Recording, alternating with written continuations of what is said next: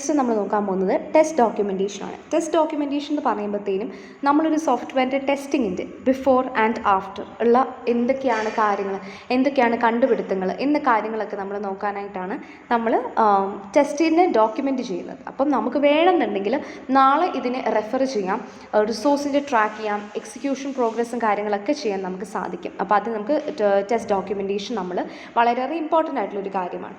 അപ്പോൾ test documentation വരുമ്പോഴത്തേനും ഇതിനകത്ത് വരുന്ന കുറച്ച് ടൈപ്പ് ഓഫ് ഡോക്യുമെൻറ്റ്സ് ഉണ്ട്. സോ ആ ഡോക്യുമെൻറ്റ്സ് എന്തൊക്കെയാണെന്നുള്ളതാണ് നമ്മളിനി അടുത്ത് പറയാൻ പോകുന്നത്. The first one is test policy. Test policy എന്ന് പറയുന്നത് what all are the goals, principles, the methods of the organisation. നമുക്കിപ്പോൾ ഈ ഓർഗനൈസേഷൻ വിത്ത് റെസ്പെക്ട് ടു എന്തൊക്കെയായിരിക്കും നമ്മൾ ശ്രദ്ധിക്കേണ്ട കാര്യം എന്നുള്ളതാണ് ടെസ്റ്റ് പോളിസിയിൽ നമ്മൾ പറഞ്ഞു പോകുന്നത്. So it's A high level document.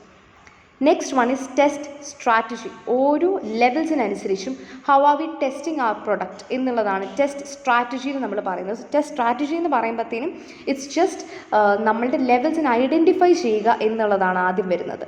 Test plan എന്ന് പറയുന്നതാണ് ഈ ഓരോ ലെവൽസിനെ നമ്മൾ എങ്ങനെ ടെസ്റ്റ് ചെയ്യുന്നു എന്നുള്ളതിൻ്റെ ഒരു ഐഡിയ കൊടുക്കുന്നത്. So it's an entire planning document. Requirements traceability matrix എന്ന് പറയുമ്പോഴത്തേനും നമ്മളുടെ ഓരോ ടെസ്റ്റ് കേസിന് റിക്വയർമെൻറ്റുമായിട്ട് മാപ്പ് ചെയ്യുന്നൊരു മെട്രിക്സ് ആണ് requirement traceability matrix.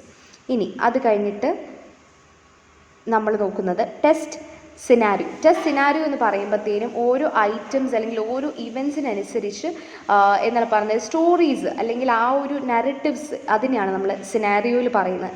Test case എന്ന് പറയുമ്പോൾ നമുക്കറിയാം ഓരോ ഇൻഡിവിജ്വൽ വാല്യൂസ് ആണ് നമ്മൾക്ക് ഇപ്പോൾ ഒരു ഫങ്ഷനാലിറ്റി ഉണ്ടോ ഇല്ലയോ എന്ന് നമ്മൾക്ക് നോക്കാനായിട്ടുള്ള ഇൻഡിവിജ്വൽ വാല്യൂസ് ആണ് ടെസ്റ്റ് കേസിൽ വരുന്നത്. ടെസ്റ്റ് കേസിൽ വരുന്നത് ടെസ്റ്റ് ഡേറ്റ എന്ന് പറയുന്നത് ടെസ്റ്റിങ്ങിന് മുന്നേ എക്സിസ്റ്റ് ചെയ്യുന്ന ഒരു ഡേറ്റ. അപ്പം നമുക്കത് യൂസ് ചെയ്ത് നമുക്ക് ടെസ്റ്റ് കേസിനെ നമുക്ക് എക്സിക്യൂട്ട് ചെയ്യാനായിട്ട് പറ്റും. ഡിഫക്റ്റ് റിപ്പോർട്ടാണ് അടുത്തത്. ഡിഫക്റ്റ് റിപ്പോർട്ട് എന്ന് പറയുന്നത് ബേസിക്കലി എന്തെങ്കിലും നമ്മളിപ്പോഴത്തെ സോഫ്റ്റ്വെയർ സിസ്റ്റത്തിനകത്ത് എന്തെങ്കിലും ഡിഫക്ട്സ് ഉണ്ടെന്നുണ്ടെങ്കിൽ അതിനെ മനസ്സിലാക്കാനായിട്ടാണ് നമുക്ക് ഡിഫക്റ്റ് റിപ്പോർട്ട് യൂസ് ചെയ്യാനായിട്ട് പറ്റും. ആൻഡ് ടെസ്റ്റ് സമ്മറി റിപ്പോർട്ട് എന്ന് പറയുമ്പോഴത്തേനും ഇതിൽ ഈ ഒരു എൻറ്റയർ ടെസ്റ്റിങ്ങിൽ നമ്മൾക്ക് എന്തെങ്കിലും ഈ ഒരു എൻറ്റയർ ടെസ്റ്റിങ്ങിൽ നിന്ന് നമുക്ക് കിട്ടിയ കാര്യങ്ങൾ, ലേണിങ്സ് എല്ലാം നമുക്ക് ടെസ്റ്റ് സമ്മറി റിപ്പോർട്ടിൽ നമുക്ക് ചെയ്യാം.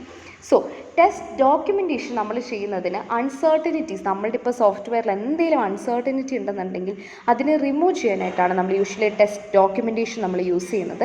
ആൻഡ് ഇതൊരു സിസ്റ്റമാറ്റിക് അപ്രോച്ച് കൂടിയാണ്. അതിൻ്റെ കൂട്ടത്തിൽ നമുക്കിപ്പോൾ എന്തെങ്കിലും ഇപ്പോൾ ട്രെയിനിങ്ങോ കാര്യങ്ങളോ ഇപ്പോൾ ഫ്രഷേഴ്സിന് ഇപ്പോൾ ഇത് കൊടുക്കണം, ഇപ്പോൾ ഈ ഒരു ടെസ്റ്റിംഗ് ഇങ്ങനെയാണ് ചെയ്യേണ്ടതെന്ന് കൊടുക്കണം എന്നുണ്ടെങ്കിൽ എല്ലാ കാര്യങ്ങളും ഡോക്യുമെൻറ്റഡ് ആയതുകൊണ്ട് തന്നെ ഒരു സെപ്പറേറ്റ് എക്സ്പ്ലനേഷൻ്റെ ആവശ്യം അവിടെ വരുന്നില്ല.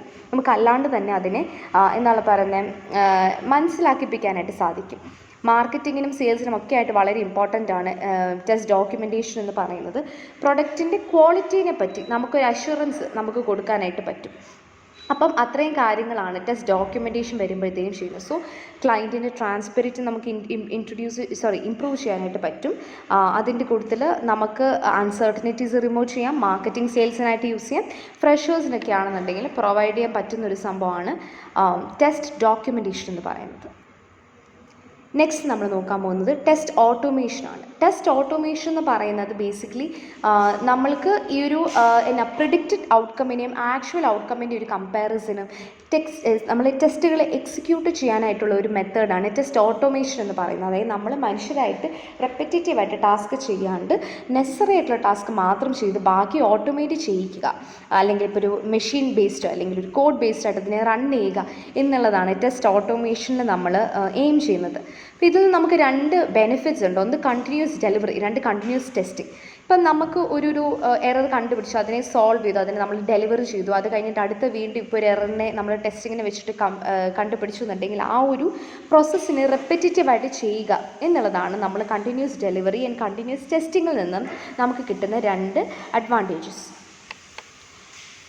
ഇനി അതിൻ്റെ കൂട്ടത്തിൽ നമുക്ക് രണ്ടായിട്ട് വരുന്ന ജനറൽ അപ്രോച്ചസ് ഉണ്ട്.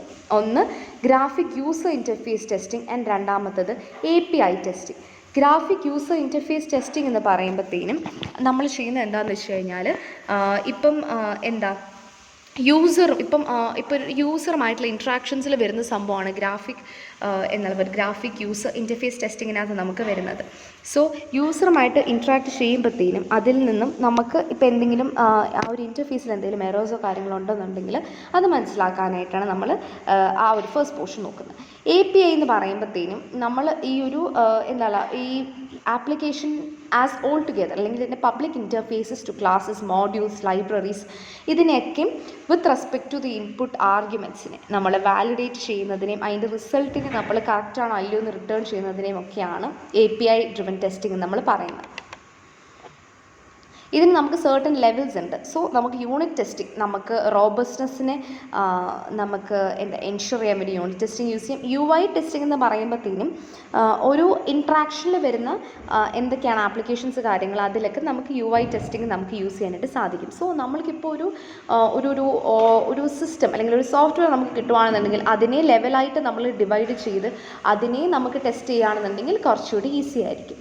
സോ അതാണ് നമ്മളുടെ ടെസ്റ്റ് ഓട്ടോമേഷനിൽ വരുന്ന കൺസെപ്റ്റ് എന്ന് പറയുന്നത്.